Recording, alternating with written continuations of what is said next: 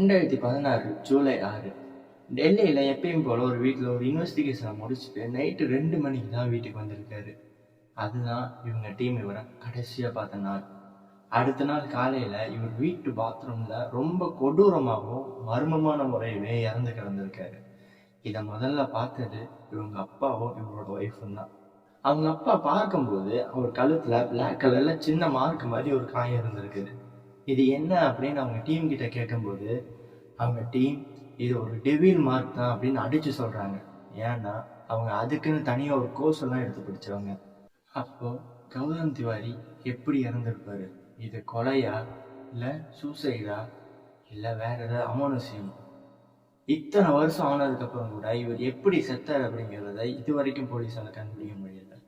ஆனால் இவர் எப்படி இறந்துருப்பாரு அப்படிங்கிறதுக்கு சில தேரிஸ்லாம் சொல்லப்படுது. அதில் 2 முக்கியமான தேரியை பற்றி தான் இந்த வீடியோவில் நான் இன்றைக்கி உங்ககிட்ட சொல்ல போகிறேன். அது போக கௌரவ திவாரியை பற்றி கொஞ்சம் நம்ம தெரிஞ்சுக்கவும் போகிறோம். நீங்கள் இப்போ தான் புதுசாக நம்ம சேனலுக்கு வந்தீங்க அப்படின்னா மறக்காமல் நம்ம சேனலை சப்ஸ்கிரைப் பண்ணிக்கோங்க. அப்படி இல்லைன்னா இந்த சேனலை மைண்ட்லேயாவது வச்சுக்கோங்க. கண்டிப்பாக போக போக உங்களுக்கு பிடிக்கும். நான் உங்கள் AJ. Welcome to AJ mystery.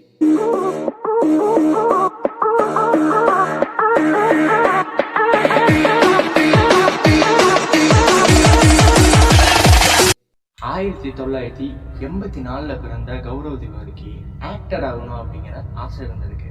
தன்னோட 14 வயசுல ஆட்ஸில் அப்புறம் சின்ன சின்ன ரோலில் என்ன சினிமாவில் நடிச்சிருக்காரு.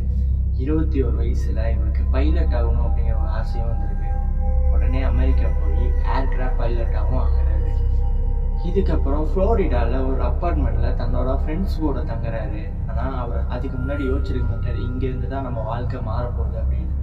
ஏன்னா அவர் இருந்த அப்பார்ட்மெண்ட்டில் பொருட்கள் எல்லாமே நகர்றதாகவும் ஏதோ சில வாய்ஸ்லாம் கேட்குற மாதிரியும் இதுக்கெல்லாம் ஒரு படி மேலே போய் ஏதோ ஒரு உருவம் கருப்பு கலரில் அவர் கண்ணை முன்னாடி வந்து அவரை பயன்படுத்தி அவர் பக்கத்துலேயே இருக்கிற மாதிரியே அவருக்கு தோணியிருக்கு. ஆனால் அந்த மனுஷன் இதுக்கெல்லாம் பயப்படாமல் இதெல்லாம் எப்படி நடக்குது அப்படிங்கிற ஆர்வம் வந்து இது எப்படியாவது கண்டுபிடிக்கணும் அப்படின்னு பேரநார்மல் சூப்பர் நேச்சுரலாக கற்றுக்கிறாரு.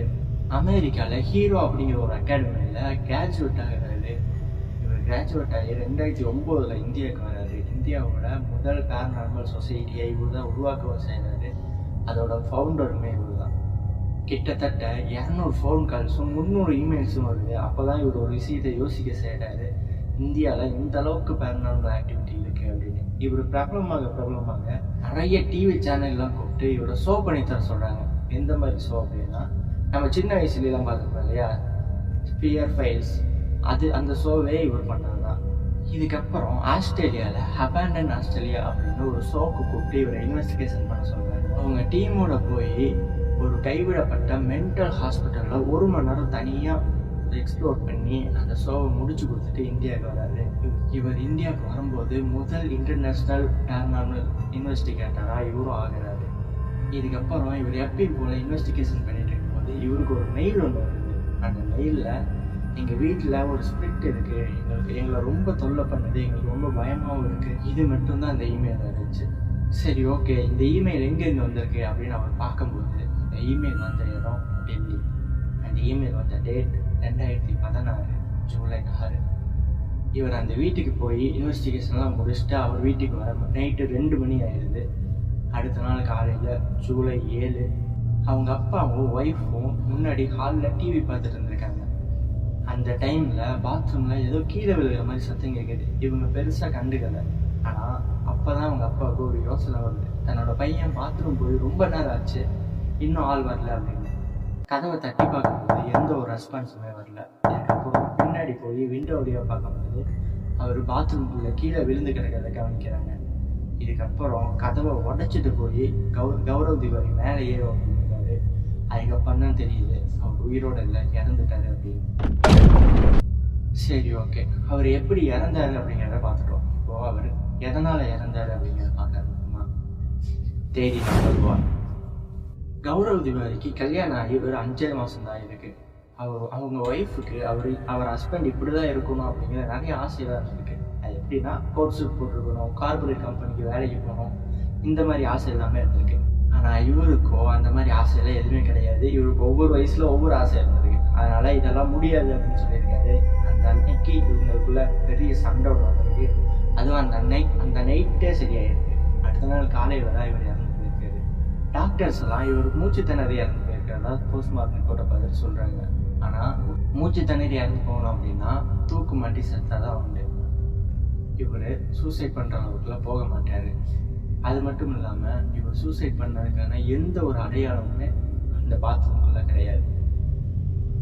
அப்போது கௌரவ் திவாரி எப்படி இறந்து போயிருப்பாரு? தேதி நம்பர் 2. கௌரவ் திவாரி இறந்து போகிறதுக்கு முன்னாடி கொஞ்ச நாளுக்கு முன்னாடி அவங்க அப்பா கிட்ட எனக்கு ஒரு மாதிரி அன்கம்ஃபர்டபுளாக இருக்குது, என்னை யாரோ வாட்ச் பண்ணுற மாதிரி இருக்குது, எனக்கு ஒன்றுமே புரியல, ஒரு மாதிரியாக இருக்குது அப்படின்னு சொல்லியிருக்காரு.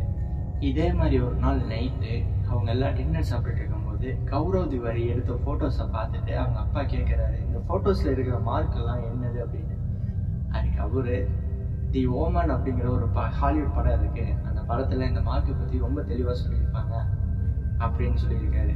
அது மட்டும் இல்லாமல் ஒரு டீமன் யாரை பழி வாங்கணும் அப்படின்னு நினைக்கிறோம் அவங்க கொண்டு அவங்க கழுத்தில் இந்த மார்க்கை போட்டுட்டு போவோம் அப்படின்னு சொல்லியிருக்காரு. ஸோ கௌரவ் திவாரி கொண்டது ஒரு டீமன் தானா? இந்த 2 தேதிஸில் எந்த தேதிஸ் கரெக்டாக இருக்கும்ன்றத கமெண்ட்டில் சொல்லுங்கள். மறக்காமல் நம்ம சேனலை சப்ஸ்கிரைப் பண்ணிக்கோங்க. அடுத்த ஒரு வீடியோவில் பார்ப்போம். Thank you guys.